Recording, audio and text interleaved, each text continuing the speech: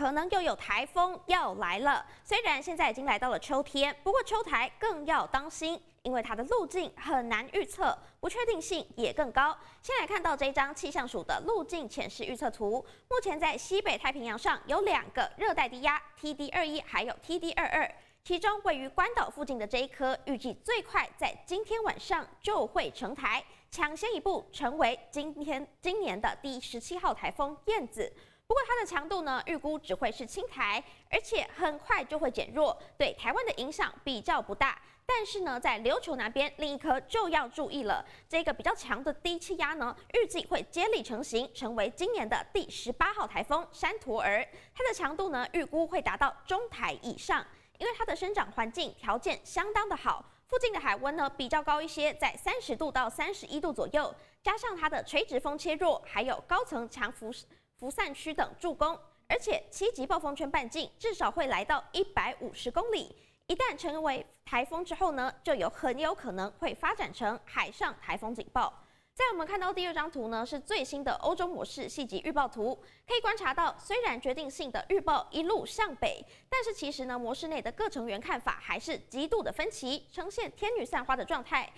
不过呢，可以看到它可能会先南下到菲律宾北方的海面，之后呢，180度大回转，再回到台湾的东方海面，再继续往上走。不过由于目前环境导引的始流场还不明确，也让这个准台风山陀儿移动的速度相当的缓慢，等于也延长了对我们造成影响的时间点。不过其实呢，不论它怎么北上，北部还有东部的迎风面雨势还是躲不掉。我们可以看到这个降雨趋势图，今天一整天呢，还是受到东北风的影响，水汽比较多，北部还有东半部、恒春半岛以及马祖降雨几率比较高，尤其是基隆的北海岸，还有大台北山区以及东半部有局部大雨发生的几率，要特别留意，可能会有短延时强降雨。至于礼拜6、礼拜天，台风的影响渐渐开始了，北部跟东半部迎风面呢，持续会有短暂阵雨或者是雷雨，而且宜兰的降雨会非常的明显。由于午后热对流发展的比较旺盛，嘉义以南也会有局部大雨发生的几率了。气象局也特别的提醒了，下周2还有下周3，准山陀儿距离台湾最近，等于也是降雨最明显的时候。除了各地的风浪会逐渐的增强，也不排除可能会发布台风警报的可能性。中部以北还有东部呢，都要小心，可能都会受到台风外围环流的影响，有显著降雨发生的可能性。尤其是北部还有东北部的山区是预报路径的降雨热区，一定要特别留意，可能会有比较大的雨势，还有累积雨量了。到了周4之后呢，预测北方可能会有高空槽线南下通过，就会加速台风北上远离，对台湾的风雨影响也就会渐渐的趋缓。不过目前呢，大气环境的条件还在调整当中，影响的变数还很多，因此需要持续的追踪观察。另外要注意的就是共伴效应了。什么是共伴效应呢？当台风环流加上锋面气流符合，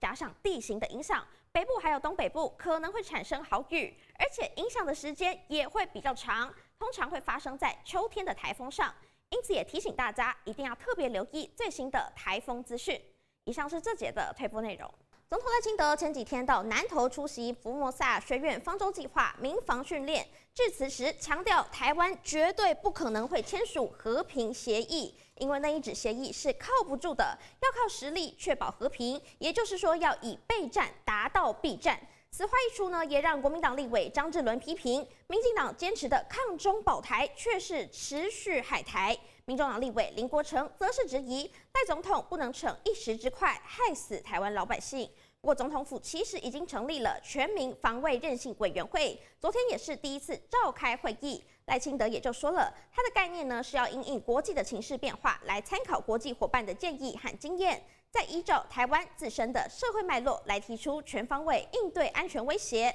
守护民主自由生活的重大指导方针。每3个月呢就会召开一次会议，也公布了阶段性的目标。今年年底呢将要进行桌上的兵推，明年的3月第3次会议则会举行一次地方的小规模全社会无剧本演练。明年的6月呢，则是第4次的会议，将会衔接汉光演习来进行前导演练。每季一次的会议呢，是政府和社会大众沟通的关键管道，也要让大家了解如何因应灾害，并且发展自救、减灾、救灾的能力。如果真的遭到武力犯台，民众才能够不自乱，让国军和政府有更大的力量因应攻击。不过在会议中呢，其实内政部长刘世芳也做出澄清。在今年的汉光演习前后，一度传出军火弹药规划要囤放在各地的公庙当中，引发民众人心惶惶。有人担心说，万一火药爆炸，后果是不是不堪设想，或是也有可能成为敌军攻击的首要目标了？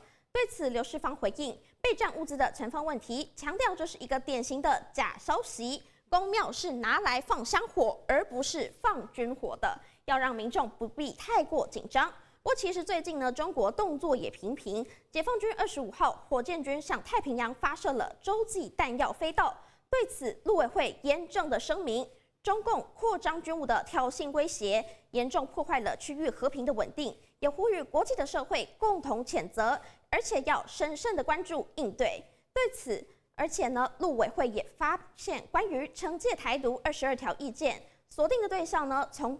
已经扩及到了中华民国的国军，和国台办先前说只针对极少数的台独分子是有落差的。陆委会的发言人梁文杰就说了，其实过去呢就有发生过退休的军警去中国之后被滞留、被询问，而且情况其实还蛮普遍的。因此也建议民众呢要多加留意，而且呢非必要的情况下，尽量是不要前往中国。如果一定要去呢，也要评估自身的安全风险。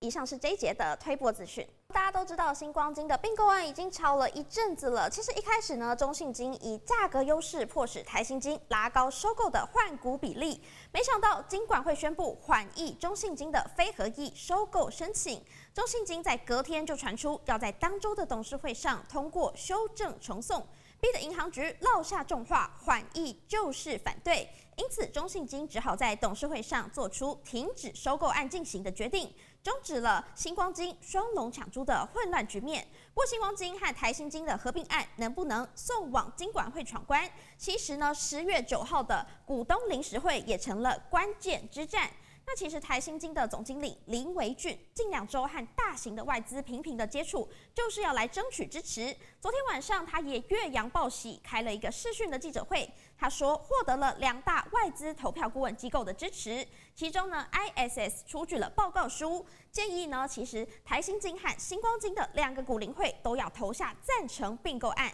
那其实林维俊还继续说